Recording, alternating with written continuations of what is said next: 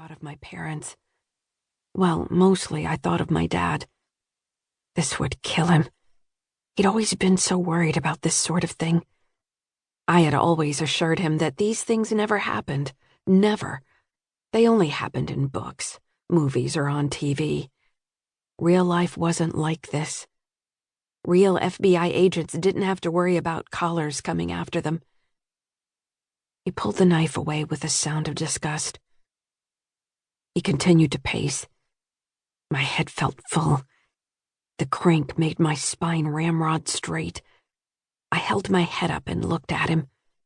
He wore khakis, loafers, and a muted green shirt. The sleeves were rolled up, revealing muscular forearms. His greasy black hair was in disarray. Even so, he didn't look like a killer. They never do, Cass. That's what my SAC at the Baltimore field office said when I closed my first string of homicides. The FBI didn't normally handle homicides, but several state and city police departments had asked for our help tracking a particularly malicious serial killer whose work spanned 3 states. Again, I thought of Ted Bundy. He had been handsome and a charmer from all I heard. The man before me was a charmer, but he had the blackened heart of a demon. As if sensing my thoughts, he looked right at me. A sneer slithered across his face. I wondered if this was how he'd looked to his previous 18 victims. "Remember me, bitch." "Nico Sala," I said. "I wish I didn't remember you." For that, I caught a wild punch to the face. His fist landed close to my left eye. Again, I felt sharp pain. This time it seared across my forehead. I could practically hear my eye swelling.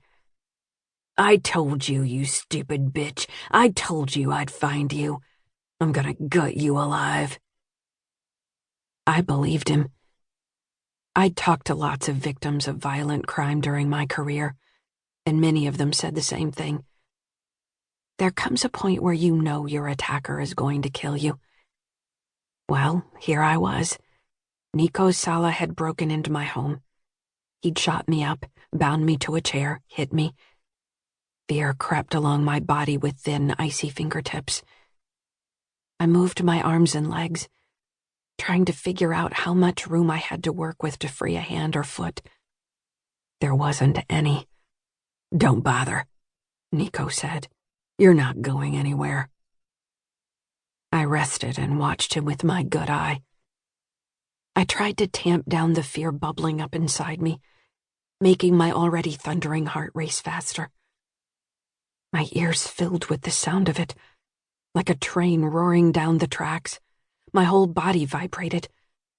I wondered fleetingly if it was possible for my heart to actually burst right out of my chest. It felt like it might. I drew a deep breath. He gave me a few more slaps for good measure, grunting as he did so. "Stay calm. The fear will only escalate his violent tendencies."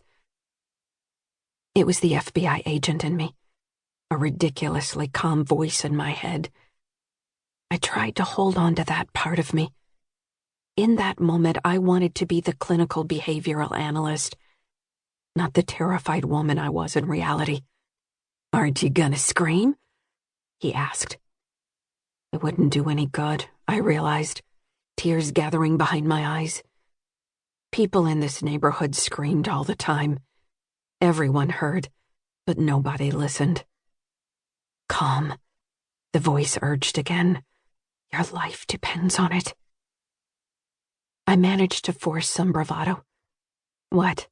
I said. "And forgo hours of torture? Nah." Nico grinned and pulled a chair out from the dining room table. He faced it toward him, straddling it so he could fold his arms over its back. "I'm not gonna kill you fast," he said. "Oh, great. I hate bitches like you. You think you're so superior, so much better than me."